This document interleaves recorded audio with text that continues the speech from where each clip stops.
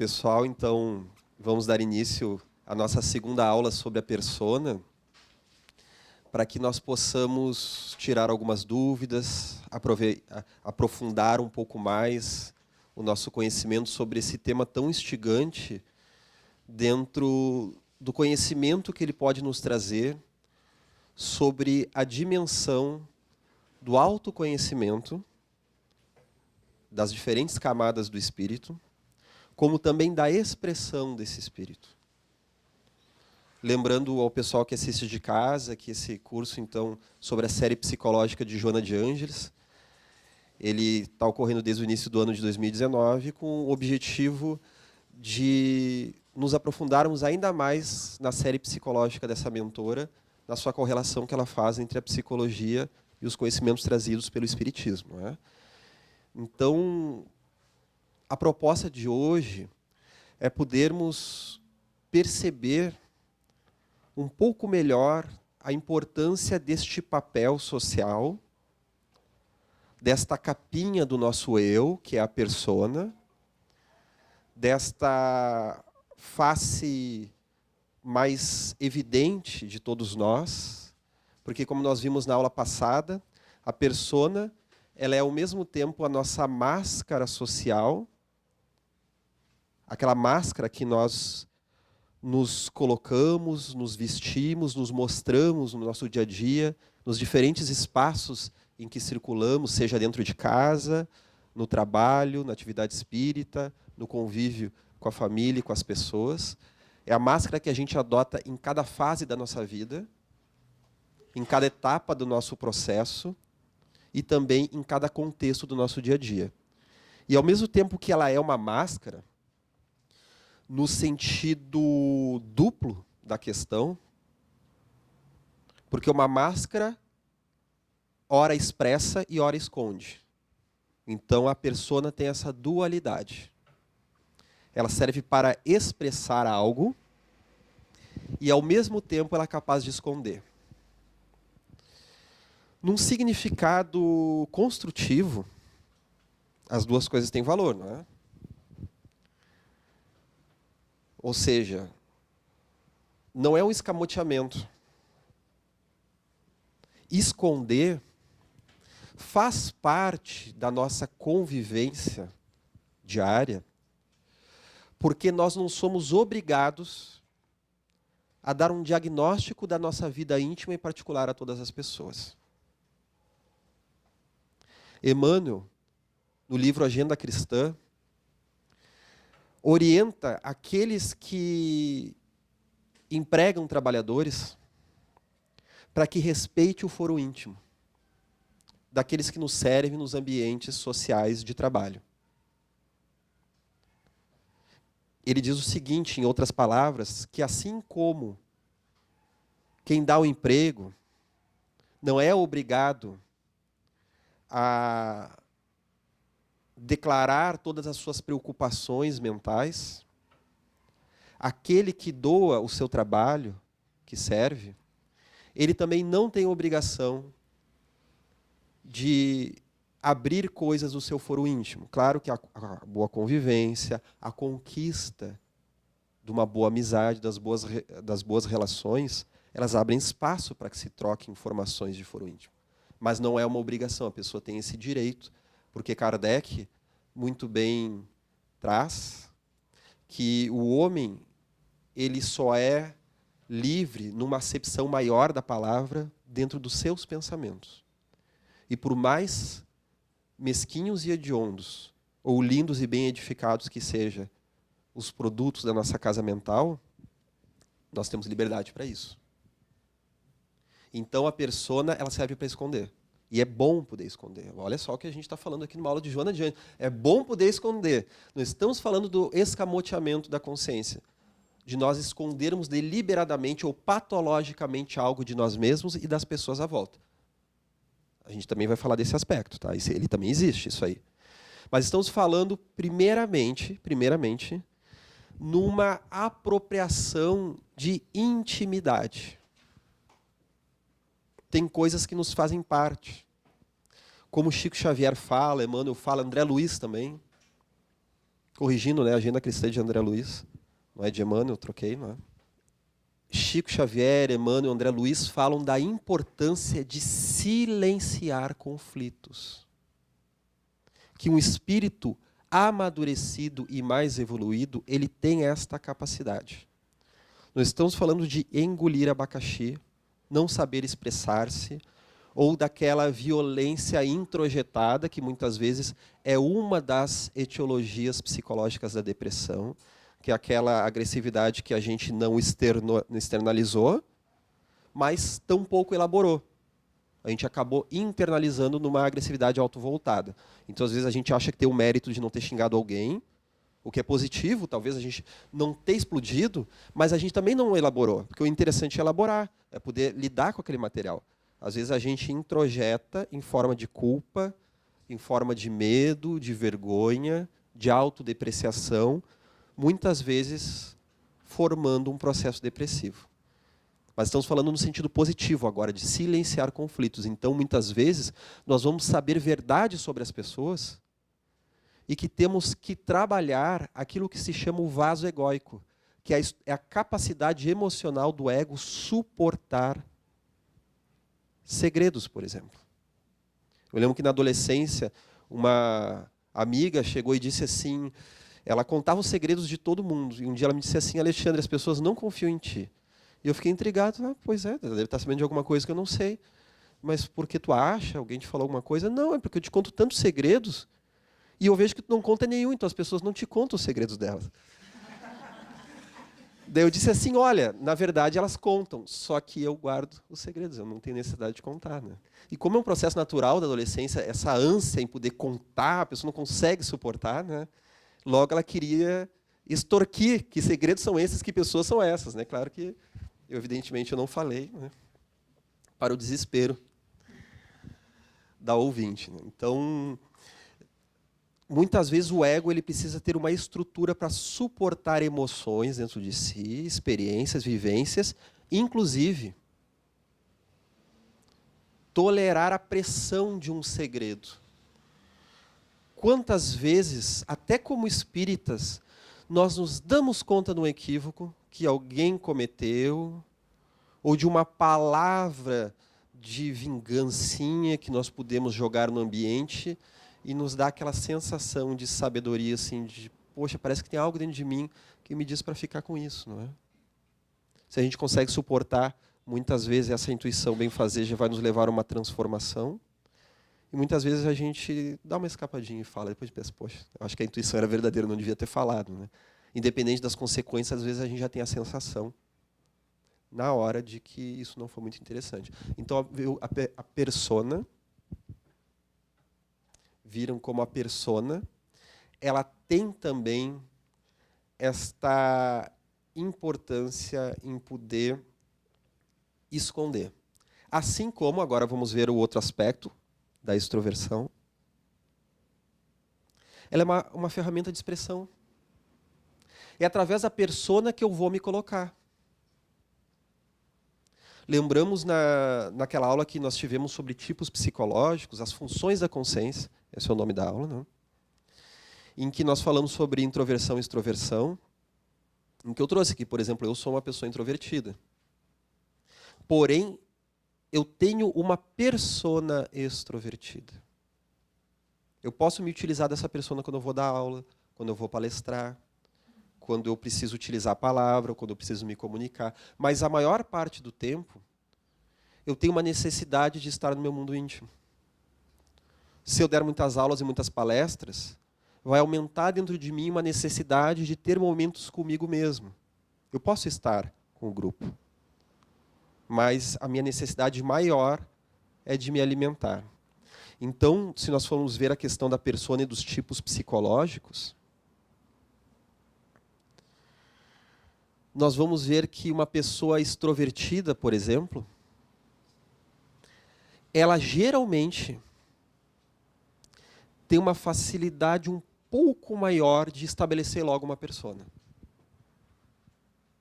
Ela chega num grupo e ela está mais ou menos à vontade em poder assumir uma forma de se colocar. E o introvertido, ele tem uma dificuldade um pouco maior. Nos grupos pequenos, tudo bem, ele pode falar bem, pode sentir à vontade, mas um grupo maior de pessoas desconhecidas, o introvertido, enquanto ele não estabelece um papel, ele fica confuso. Já viram o gatinho quando fica confuso, o cachorrinho quando fica confuso, fica com aquela carinha assim, tanto que tem a expressão cachorro, eu estou que nem cachorro em dia de mudança, né? Que o cachorro perde a referência, o que está acontecendo? Não é? Então, ele fica queimando aquele fosfato, tentando entender, tentando processar. O introvertido, quando ele está num grupo e ele não tem ainda um papel pré-estabelecido, ou ele ainda não encontrou um papel como se colocar, qual é a função dele naquele grupo? Como que ele vai agir? Ele se sente muito mal. Determinada vez, uma pessoa estava num processo bem interessante de se defrontar com a sua sombra, com alguns aspectos também da sua persona, começou a dar-se conta do papel do álcool na sua vida, que é uma pessoa que estava bebendo mais do que gostaria, mas que não fazia isso no seu foro íntimo. Não era aquela pessoa que bebia em casa, bebia só nos grupos sociais. O que gera uma pista aí para um transtorno de ansiedade, de uma ansiedade social. E conforme a pessoa foi abrindo mão dos excessos do álcool, foi se equilibrando, porque a pessoa tinha, então, um ideal de saúde, tinha uma proposta de cuidar da alimentação, de cuidar também dos efeitos que o álcool gera no sentido psicológico. A pessoa tinha uma proposta muito interessante nisso, mas não estava conseguindo ser fiel a essa proposta. Assim que a pessoa consegue, ela percebe que passa por um grande constrangimento em suportar alguns eventos sociais. E na ocasião eu trabalhei o seguinte com a pessoa: bom, é um momento então de tu te dar o direito de ficar um pouco deslocada, de se sentir um pouco inabitual, um pouco estranha. Sim, tu vai buscar a resolução dessa estranheza, tu vai buscar o teu bem-estar e o equilíbrio, mas suporta que tu pode sim estar lá com os teus familiares, estar com o chefe do trabalho ali no momento de confraternização, sem se sentir muito à vontade, como vai agir, como é que vai se colocar, como é que vai interagir, aquela interação está estranha. Tudo bem, tu vai buscar uma resolução, mas é um constrangimento, é uma angústia que tu pode passar. Porque a pessoa, então, muitas vezes, evitando essa angústia, ela desenvolve uma culpa falsa. É um mecanismo inconsciente de escamotear a angústia. E essa ansiedade que decorre daí, muitas vezes vai levar a pessoa a se esconder ou num cigarro, no álcool, no excesso de alimentação, porque não está suportando aquela ansiedade social. Então nós vemos que, por exemplo, o introvertido, ele vai ter esse trabalho maior de encontrar qual que é a sua persona. Só que nem sempre isso é um processo consciente, né? Ou vocês, na época do colégio, estavam lá assim: qual será a minha persona? Se alguma criança aqui estava, né, pensando qual seria a sua persona, levanta a mão, deve ser a Joana de Anjos reencarnada. A identificação, ela vai se dar, não sei se é exatamente identificação, mas no momento que eu compreendo aquilo que está fora do que tem que ser. Eu posso agir de alguma determinada forma, mesmo não sendo o que tem que ser naquele momento. Não sei se fui clara. Pode vir via um insight, uma compreensão. Às vezes isso vai se dando ao natural, através do processo, às vezes até mesmo dolorido, como diz aquela expressão: conforme o andar da carruagem, as melancias se acomodam. Né? Então, a pessoa vai encontrando uma pessoa, às vezes mesmo sem estar consciente disso. Então, se a gente pudesse conscientizar que aquele nosso mal-estar ele é transitório, isso nos ajuda a simbolizar, já é um recurso a mais a gente suportar e entender que talvez haja uma transição. Também não adianta nós fazermos aquilo que nós chamamos de formação de reação. Ou então formação reativa, que é uma das defesas do ego, conforme a Michelle explicou na aula sobre as defesas psicológicas, as defesas do eu. E a formação reativa é aquela que a gente toma uma atitude por ansiedade. Então estamos aqui falando mal de alguém, mas aquela pessoa é uma carrasca dentro da pessoa que, querida, Então, parece que aquilo pula de dentro, aquela compensação, mas a formação reativa ela também fala de nós tomarmos uma atitude logo porque não suportamos a ansiedade. Então, às vezes na aula vai se apresentar um trabalho em grupo e a pessoa, nós somos o primeiro grupo. Que vontade de se expressar, não é? Às vezes é medo. A pessoa não vai aguentar ser a última. Então ela quer se livrar daquilo de uma vez e vai, né? Escolhe então o emprego de uma vez por todas, os pais estão colocando pressão, vamos escolher o curso do vestibular. Escolhe de uma vez, depois vê que escolheu errado, né? Escolhe o namorado, escolhe a namorada por pressão. Então, isso é muito comum na loja. O extrovertido, ele vai lá, quer interagir com o vendedor. O introvertido, pelo amor de Deus, se ele puder fazer desaparecer o vendedor, porque ele precisa de espaço íntimo para tomar sua decisão sem tontear com a pressão do vendedor. Não é? Então, o introvertido ele demora um pouco mais para assumir o papel e também para poder trocar de papel, porque quando ele entra num papel, largar aquilo é difícil. Então, às vezes, ele quer largar e ele não consegue. Eu não quero mais ser aquele no grupo que está fazendo então piada infame, ou aquele que só fica quieto, ou aquele que dá uma resmungada com tudo, daqueles pactos de mediocridade. Quer ver? É só a gente comentar uma coisa assim, pois é, pessoal, a reforma íntima. É muito bonita, é muito belo o que a gente veio fazer na Terra. A gente vai contando até 10 para ouvir aquela frase clássica. Mas é difícil, né, pessoal? Daí todo mundo é difícil, daí todo mundo tem que... Então parece que assim é que nem bocejar, que por algum processo neurológico todo mundo começa a bocejar junto. É só um espírita dizer que é difícil e todo mundo é difícil. Então às vezes a persona, o papel coletivo, a consciência coletiva, ela vai nos puxar para um papel. Como que eu vou ser aquele que vai dizer não, não é difícil nada? Como assim é difícil? Ah, a reforma íntima é difícil? Bom, podemos entender que em determinada perspectiva é difícil. Mas os mentores vêm nos trazer o seguinte, mais difícil é não fazer, muito mais. E conforme nós vamos evoluindo, essa dificuldade muda de figura, porque nós vamos angariando recursos. Por que esse rápido exemplo, essa rápida explicação? Não é do que estamos falando, né? Porque muitas vezes é aquele pacto de mediocridade que vai nos levar a adotar uma persona. Então todo mundo começa a reclamar, mas que coisa horrível, né? Olha o que está acontecendo no Brasil, que calamidade. E daí todo mundo, mas que coisa horrível. Então parece assim que se a gente discordar, se a gente ficar quieto, não que a gente não possa pensar igual, bom, realmente as coisas estão difíceis. Eu acho que quem falou isso pela primeira vez foi o primeiro índio quando chegaram as caravelas portuguesas. A coisa está ficando difícil, porque desde lá os desafios são enormes, não é? Então o Brasil sempre foi um caso de desafios, de determinadas dificuldades que nos servem de aprimoramento. Mas muitas vezes aquele papel coletivo vai nos levar a algo que muitas vezes a gente já não concorda. Olha, eu entendo, eu até concordo que é uma coisa difícil, mas eu não gosto dessa perspectiva assim dorista, vitimadora de que, meu Deus, então vamos ficar todos desesperados. Não, isso não faz sentido. Eu me lembro que determinada vez no curso de psicologia, os colegas reclamavam de algumas coisas. Essas coisas incluíam tudo. Então, o projetor não é o melhor. Tem projetor na sala de aula. Não é o melhor. Eu pensava assim, poxa, quando eu fiz faculdade de História, não tinha nem papel higiênico no banheiro. Não é? O banheiro que tinha na faculdade, nós dizíamos que não adiantava limpar, tinha que implodir e fazer um novo. Porque o cheiro tu sentia, às vezes, dentro da sala de aula, inclusive. Né? Infelizmente. Mas, às vezes, ficava aquele mau humor coletivo, que já denota, que vai ser o nosso próximo assunto da próxima aula, né?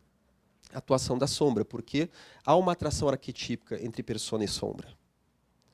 Assim como a persona é a capinha do ego, a capinha do eu, em que nós mais ou menos acabamos parando numa persona e elementos dela nós escolhemos, muitos elementos dela, ela também inclui aquilo que a gente quer aparentar para os outros, aquilo que a gente deseja corresponder. A sombra é exatamente o oposto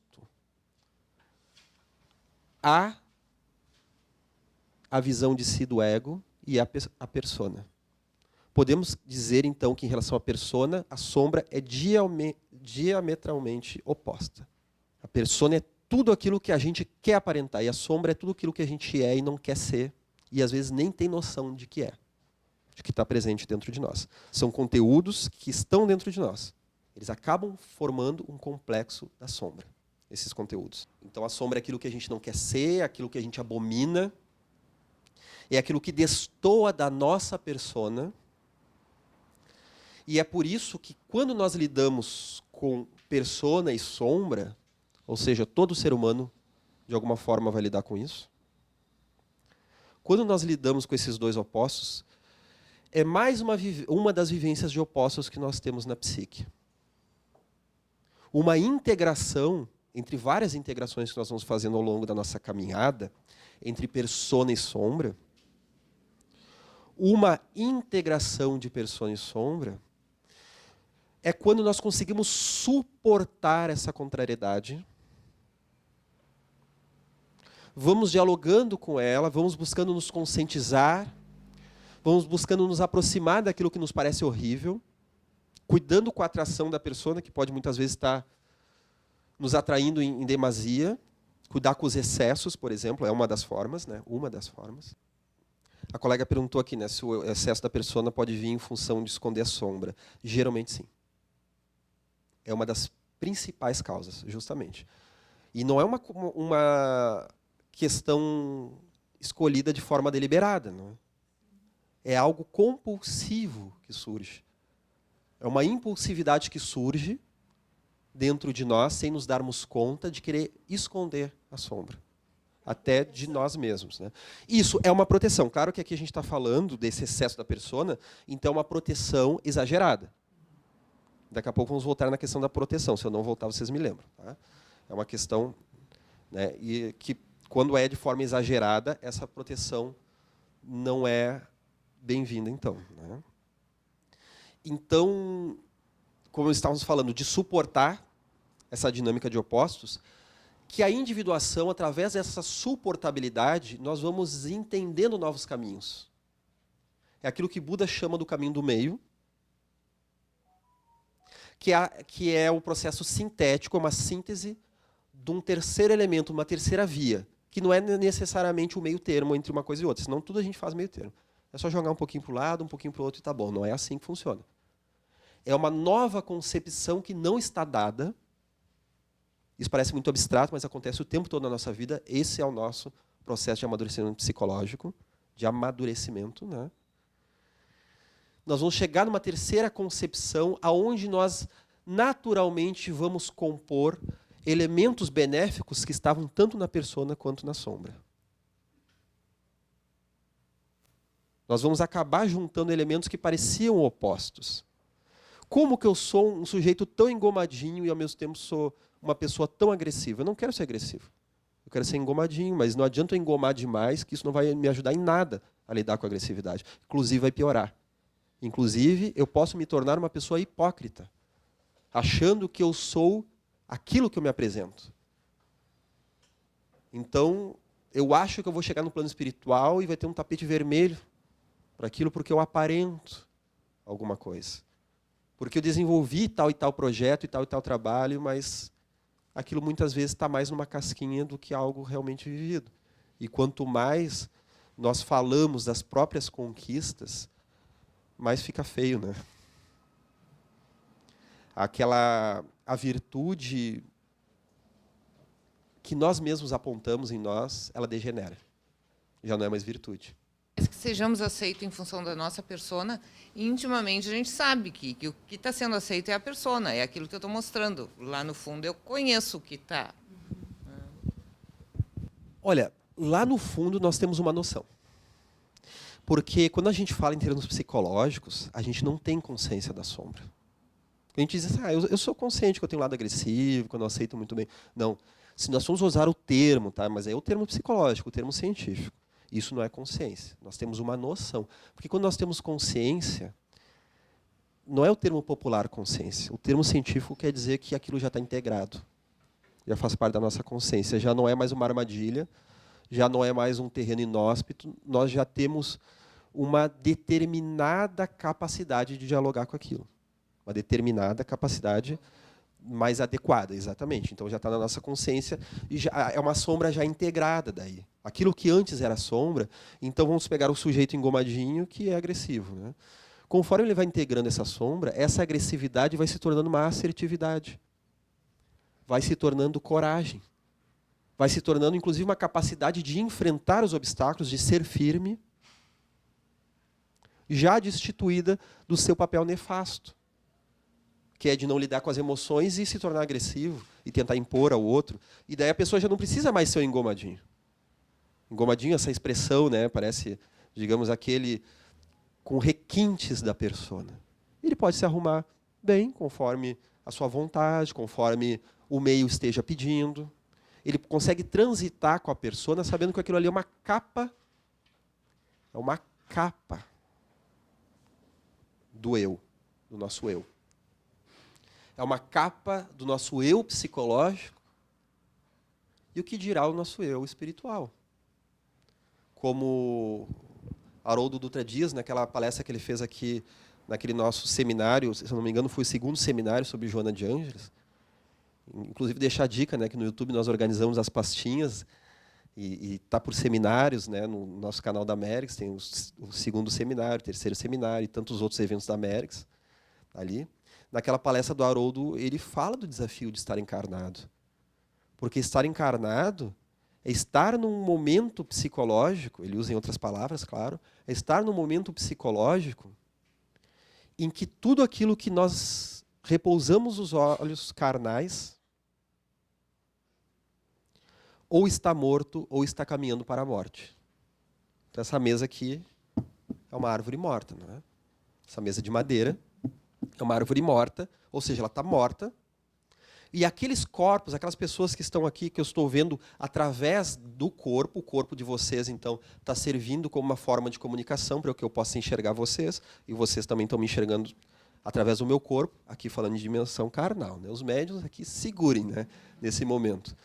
Então, o corpo ele também está caminhando para a morte. Então, é tudo perecível.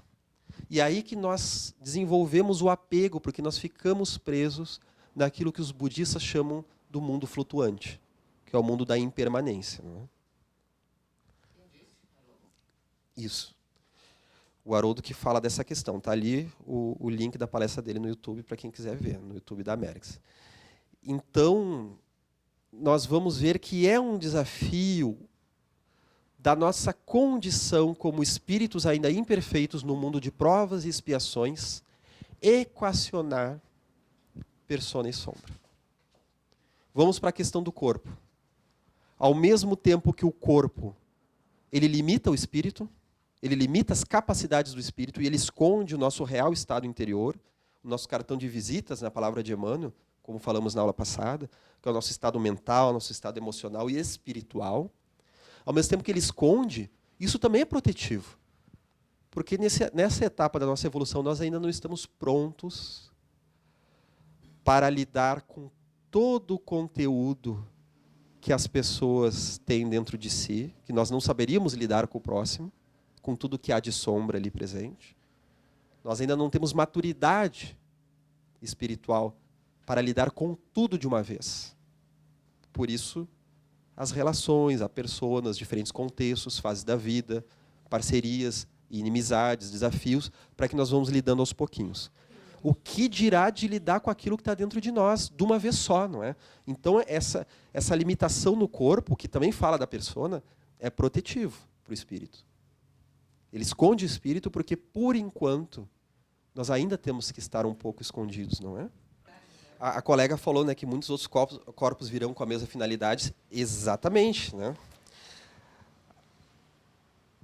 Até porque são diferentes as nossas necessidades em cada etapa. Não falamos na aula passada que a nossa persona muda conforme o nosso amadurecimento? A nossa persona da infância muda na adolescência, aquela persona caótica que vai mudando a cada estação do ano, não é? e nós vamos depois encontrando uma nova persona como adultos jovens, aquilo também vai se transformando conforme nós estamos por dentro, conforme ela vai ser adequada para aquilo que eu quero viver. Às vezes é uma boa relação com a persona, às vezes é péssima. Mas ela vai mudando, de uma forma ou de outra ela vai mudando. O que dirá dos corpos? Porque em determinada vida, nós temos diferentes papéis para resolver. Tem uma vida que eu veio com uma função e outra em outra. Nós vamos ver o próprio espírito de Napoleão Bonaparte, que era um conquistador militarista, dono de um gênio estratégico fenomenal. No livro A Caminho da Luz, de Emmanuel, assim como em outras obras, é revelado que ele é a reencarnação de Alexandre da Macedônia, ou seja, Alexandre o Grande, e que ele veio com uma missão de unificação do povo sob o viés da cultura helenista, da cultura grega na antiguidade. Então, as conquistas que ele fez, ele era rei da Macedônia, ele conquistou a Grécia e conquistou toda uma região europeia e foi até o Oriente, e que espiritualmente havia aí uma finalidade de espalhar a cultura grega.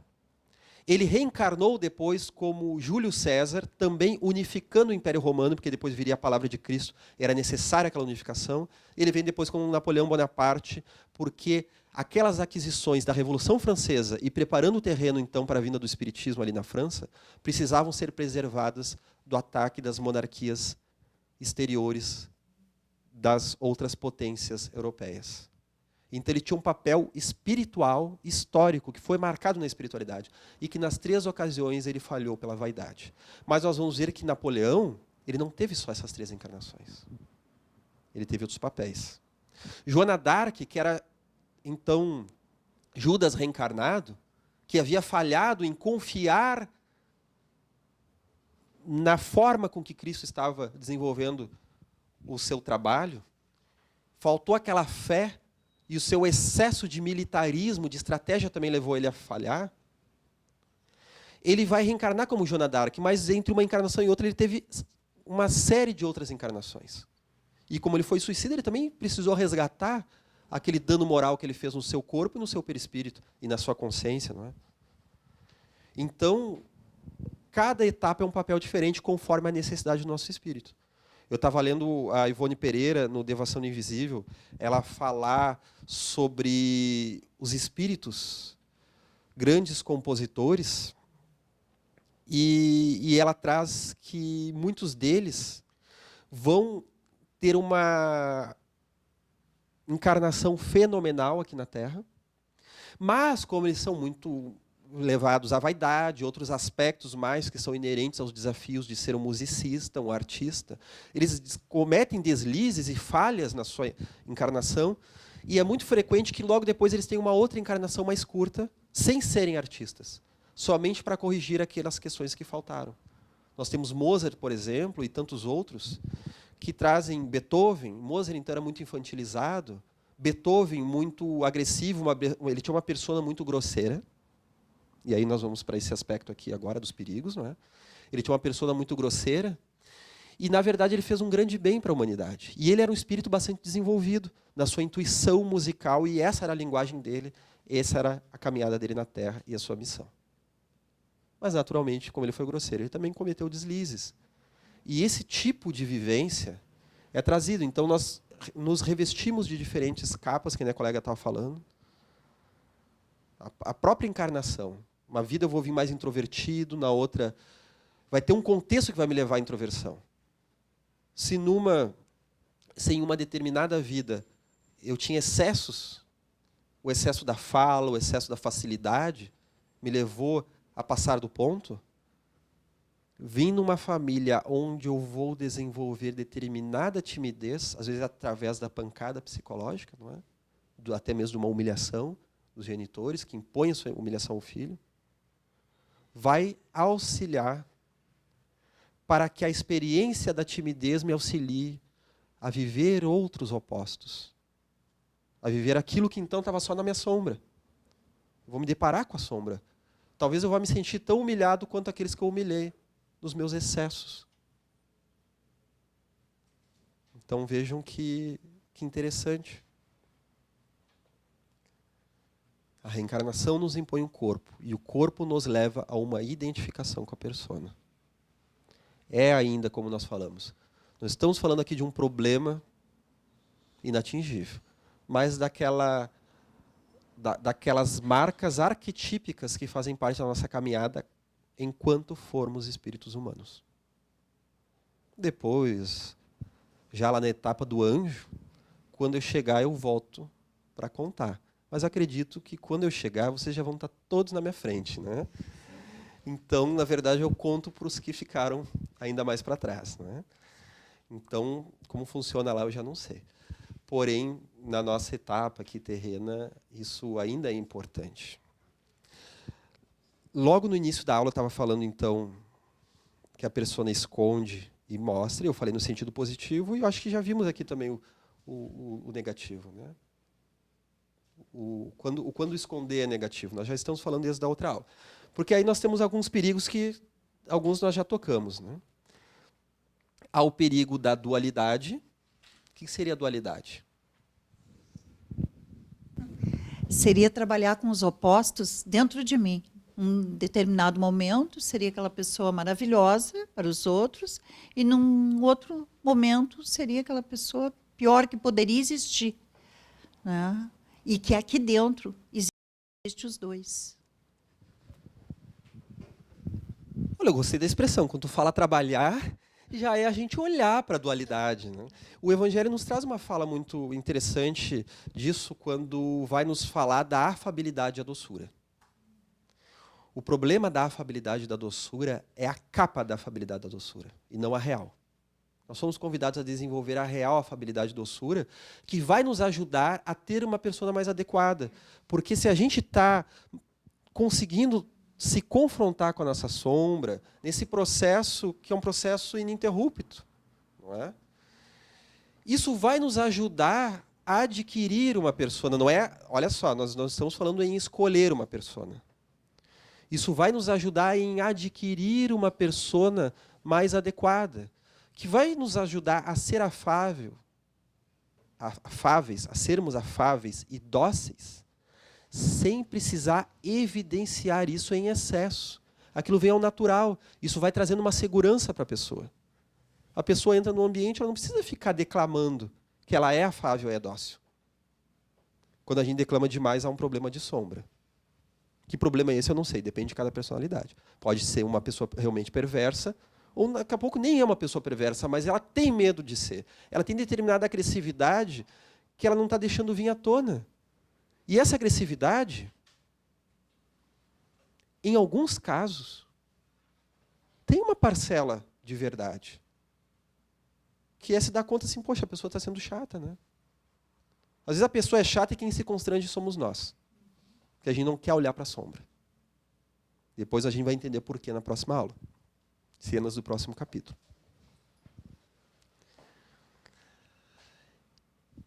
Então, conforme nós vamos desenvolvendo a afabilidade e a doçura, isso vai vindo ao natural. Porque o Evangelho denuncia uma questão. Aquelas pessoas que são afáveis e dóceis na rua e em casa são legítimos tiranos domésticos. E essa palavra é empregada por Kardec. Os tiranos domésticos. Que falam muitas vezes, em casa eu sou respeitado, mas que poderia se adicionar então, e também sou temido. Não é o respeito do amor, é o respeito do temor. A pessoa que é movida pelo aquilo que Jung chama da vontade de poder. Na verdade, ele traz isso de Adler, o Jung ele traz o conhecimento de Adler, né? A vontade de poder. É um complexo que leva a pessoa a se referenciar pelo poder. Tudo ela tem que dominar, é tudo um jogo, é tudo um desafio, é tudo um combate, é tudo um conflito. É quem ganha e quem perde. Então, muitas vezes, esses tiranos domésticos dizem que são amados, mas, na verdade, são temidos. E fazem percursos, mecanismos psicológicos de tentar ganhar a segurança do amor, porque estão com medo, no fundo, mas através da dominação. A dominação financeira pode ser no matrimônio, pode ser numa relação entre pais e filhos, entre irmãos e irmãs, entre amigos, uma relação de trabalho. Então, ter a pessoa ao outro na mão. Então, esse é o perigo dessa dualidade, conforme é colocado ali, não é? Como age a dualidade é a forma de agir ou é o que busca com os seus comportamentos? A colega falou ter os dois comportamentos, né? Ser amável, afável e ser tirano. E tu coloca que ele busca o amor pelo poder, ou entende que é amado, mas não. A dualidade está nos dois comportamentos ou no comportamento confundindo o que a pessoa quer? Está em ser uma coisa na rua e outra em casa. Que não há uma coerência. Claro que, às vezes, o papel... Olha o outro perigo aqui, né? Nós falamos de não confundir papéis. Então, eu vou ser o general no exército, eu vou ser o juiz no tribunal e vou querer ser o juiz em casa. Aí é esse outro problema. Não estamos falando disso. Estamos falando que não há uma coerência. Na rua eu sou afável, e em casa eu sou um tirano. Na casa espírita, ai, meu irmão, meu Jesus, e Isso. dá um coice no manualista. Isso aí que a colega falou, né? Na casa espírita é um doce de santo e depois sai dando, como diz um colega meu dizia, já chega em casa dando chute no cachorro. Né? Então tem esse aspecto. Então há o perigo da dualidade, de viver cindido, e há o perigo da identificação. Aquilo que eu acho que já exploramos bem a aula passada. Né? Então, eu sou a persona. Aí temos aquele livro do cavaleiro preso na armadura. É excelente esse conto. Que aquele cavaleiro que era o grande herói do reino, que defendia o reino a todo custo, e com essa armadura brilhante, ele já nem tirava mais a armadura depois de tantas e tantas batalhas. Vai chegando um momento que ele está tão identificado com a armadura, tão identificado, que no momento que ele precisa tirar para conviver com a sua esposa e pegar o seu filho no colo, ele não consegue tirar a armadura. Ela enferrujou e ficou presa no corpo. E o seu processo de tirar a armadura passa pelos 3 castelos, ao castelo do medo, por exemplo. Há vários castelos aí onde ele vai fazendo um processo de autoidentificação. E a Joana de Ângeles usa bem essa palavra. De autoencontro, porque ele ficou preso nos excessos da persona e ele já não se reconhecia.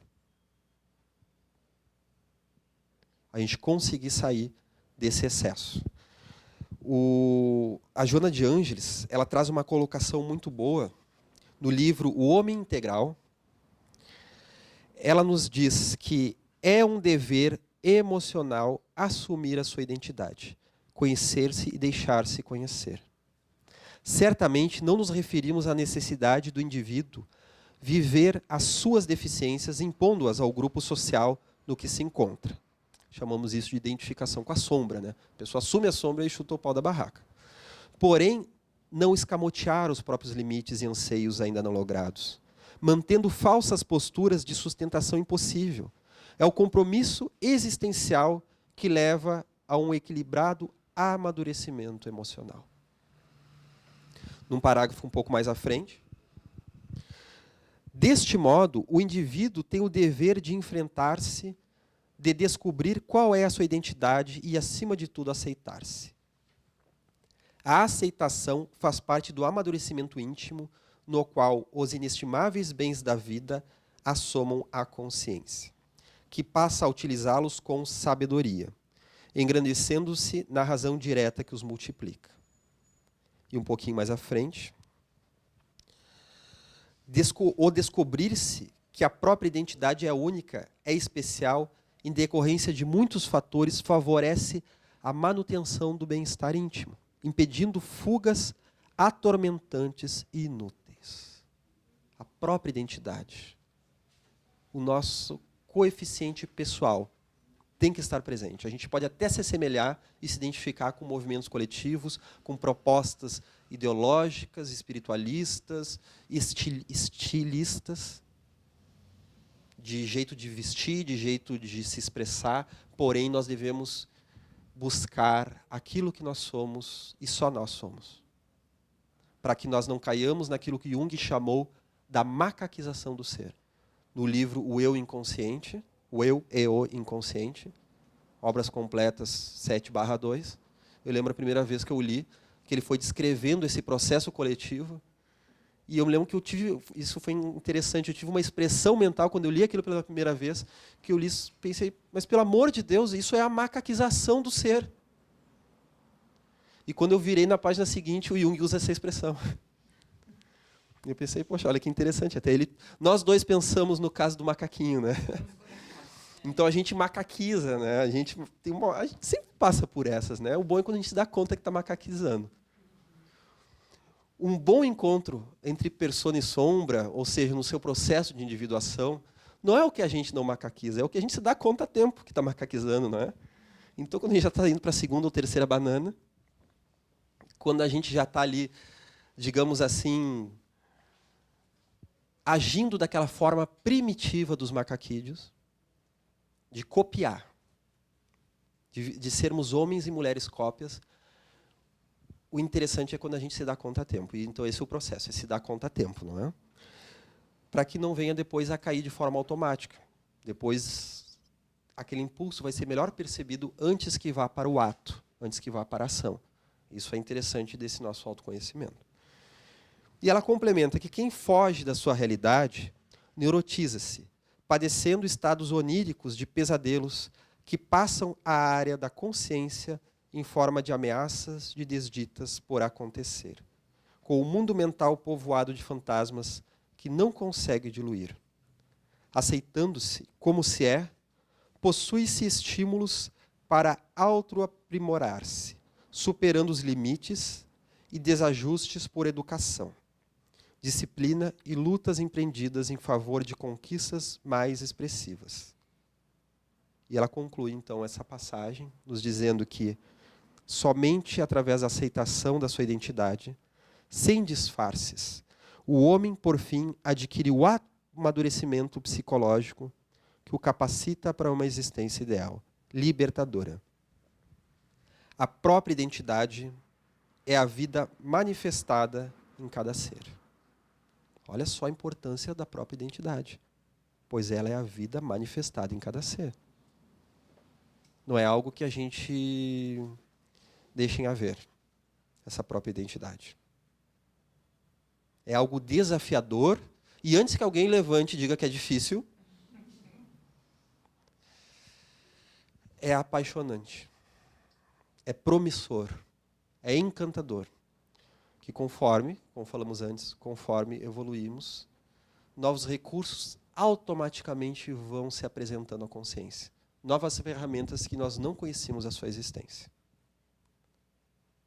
Então, o grande problema da humanidade não é que nós escondemos o que nós somos. É fazer deste fator da vida algo patológico. Esconder a gente sempre esconde. Através da roupa, através do corpo, através daquilo que está lá no foro íntimo e que há um tempo para que se vá desvelando, se conhecendo. Nós só temos interesse de conhecer quem nós amamos. E para a gente se conhecer, a gente tem que se amar. E é um amor promissório, né? A gente entra nesse casamento nos começos sem saber com quem a gente está casando. Porque tem coisa que a gente só vai descobrir ao longo desse aprofundamento. Senão se a gente não começar a se amar, a gente não suporta esse processo interior, de interiorização. É tanta sombrinha, tanta coisinha. Às vezes nem é tudo aquilo que parece, mas a gente se assusta porque a gente não se suporta. A gente não se aguenta, não é? Outro dia eu estava um pouco assim autoimplicante comigo mesmo, eu não me suporto. Daí a gente vem para o trabalho mediúnico, daí na hora de doutrinar o espírito, né, vem o espírito assim, mas ninguém te suporta. Obrigado, meu amigo, não sabe o bem que tu está me fazendo. Era tu que estava comigo ali. Pois bem, é verdade, né? Então eu já sei que tu não me suporta e às vezes eu também não me suporto. E quando a gente está junto, então, não há quem me suporte, não é? Então, às vezes a gente entra nessa guerra conosco mesmo. Daí a gente se liberta, depois sai assim, que bom, né? Vamos ajudar aquele espírito. A gente sai de alma lavada. Eles nos ajudam, a obsessão às vezes nos ajuda a ver o que está em nós e a gente não percebe. Tem um filme bem interessante para isso. Pra gente, se a gente vê pela camada filosófica e psicológica do filme. Tem um filme que foi um dos campeões do Oscar de filme internacional, de filme estrangeiro, no ano 2000, que é um filme belíssimo, chamado O Tigre e o Dragão. Ele é na verdade, essa é a tradução para o português de um nome chinês mais completo que diz referência a um poema que, se eu não me engano, nos diz o seguinte: as pedras sombrias talvez abriguem um tigre agachado. Raízes de árvores gigantes podem esconder, podem abrigar um dragão escondido. Dentro da mitologia chinesa, tigre e dragão são complementares. Ambos denotam forças arquetípicas que podem estar descontroladas dentro de nós. O tigre é agressividade e o dragão também tem um aspecto de inflação. Porém, equilibrados, ambos são símbolos do equilíbrio. O tigre, ele é uma força muito grande, porém, quando dominado, ele é paciência. Porque, veja bem, o que é um tigre agachado? Como é que um animal desse porte, dessa força, se agacha? Ele se agacha para dar o bote. E o dragão é um dos símbolos da transcendência e da espiritualidade. Ambos representam a dualidade yin e yang, onde um é yin, o outro é yang. São complementares. Então, há os confrontos mitológicos entre tigre e dragão, e que vem, então, a gerar uma completude. E o filme trata disso, porque é um ditado chinês que quer dizer assim: nada é como aparenta. É o significado desse ditado. Nada é como aparenta. Tanto para o bem quanto para o mal. Porque o filme trata daquele potencial dentro da criança.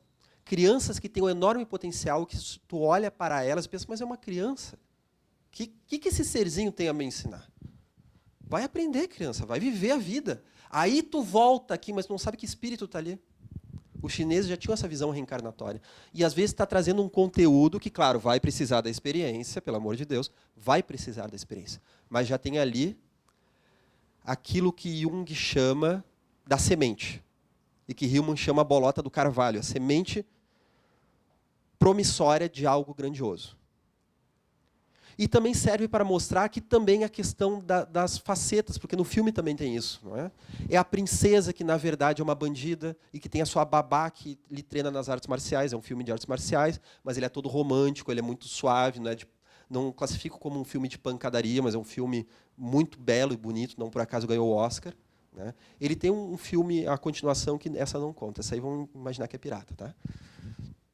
E ele traz isso, porque há, então, essa babá, essa senhora, que é a chamada raposa de Jade. Até no Oriente, raposa quer dizer raposa, né? O nosso significado que nós temos no Ocidente. Aquela pessoa é uma raposa, não é? Parece assim que é uma pessoa maquiavélica. E o filme há isso. E assim como há a figura do grande mestre, o grande sábio, que é invejado por todos ali, o personagem Li Mubai, que representa, então, aquele que, num processo simbólico, carrega a espada Destino Verde, que, então, é aquela espada que corta qualquer coisa, que, dentro do simbolismo oriental, essa espada representa poder da mente, aquela virtude que é capaz de cortar qualquer desafio.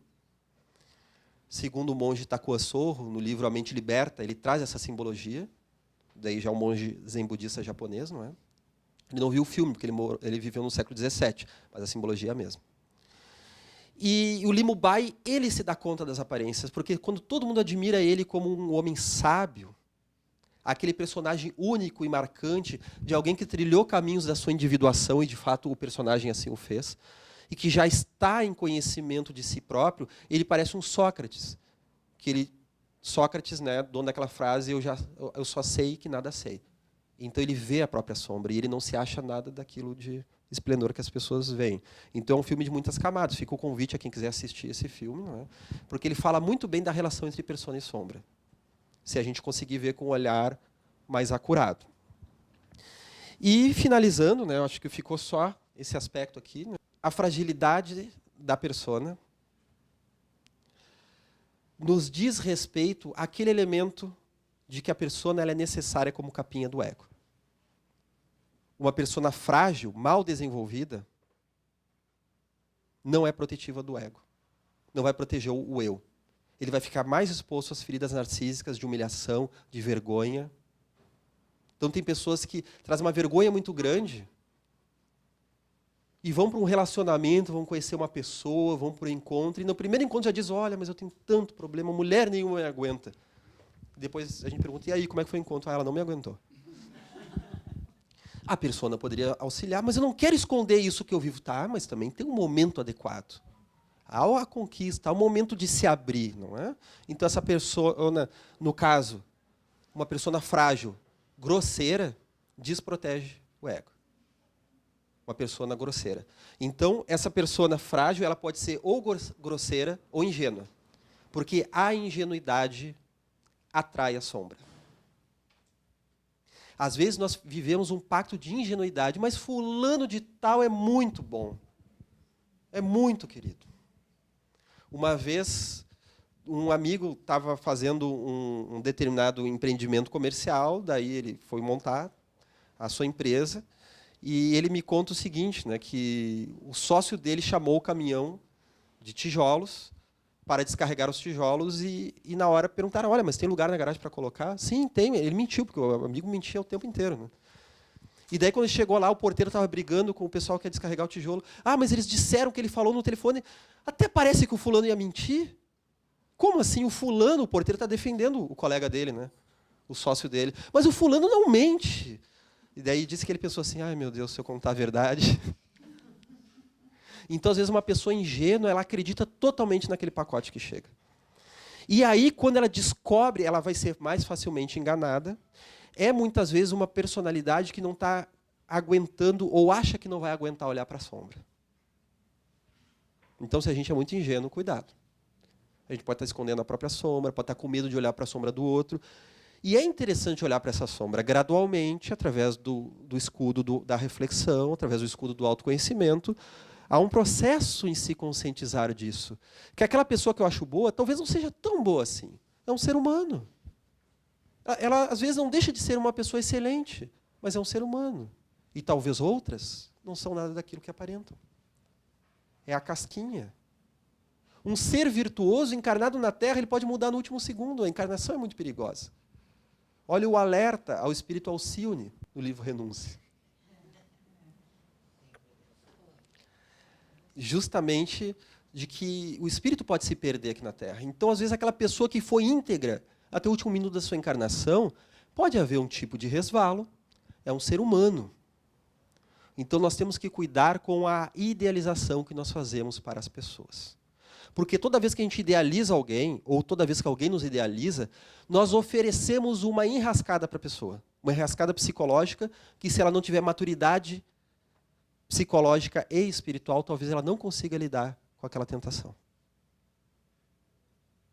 O espírito Carlos, no livro Gotas de Ouro, através de João Nunes Maia, nos fala para que, no capítulo Vaidade, para que toda vez que alguém nos elogia, nós possamos entender que a pessoa está nos colocando no lugar que ela gostaria que nós ocupássemos para o bem dela, porque ela quer ser instruída, ela quer ser amada, ela quer ser olhada. Então, ela está projetando algo dela, pode ser até algo bom. Mas vamos ter uma humildade, receber como um carinho. Olha que bom que a pessoa, então, está tendo uma estima por mim e diminuir aquilo. Não para se macerar. Não para se humilhar. Diminuir aquilo para se encontrar.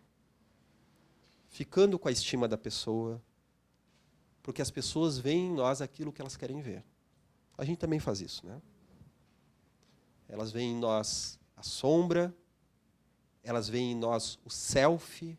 Lembrem daquela aula sobre mitos que explicamos o mito de Pan, que seria no sol do meio-dia, que Pan, que também representa muito a sombra, é uma das figuras arquetípicas da sombra, uma das figuras mitológicas que trazem a figura arquetípica da sombra.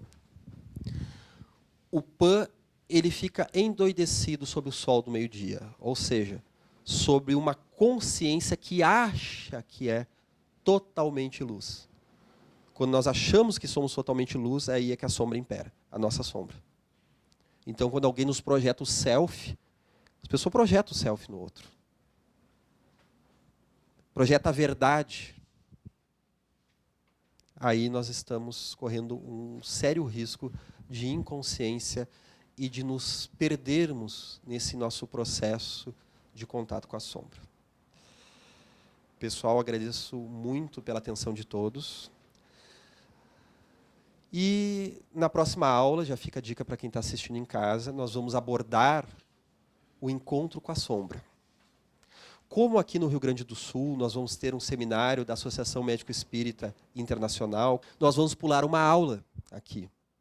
Então, o pessoal de casa já vai sendo avisado que toda sexta-feira é veiculada então uma aula sobre Joana de Ângeles. Então, no dia 23 de agosto, não será veiculada uma aula de Joana. Nós vamos pular essa sexta-feira. Então, no dia 30, a aula sobre a sombra vai ir ao ar. Então, vamos finalizar.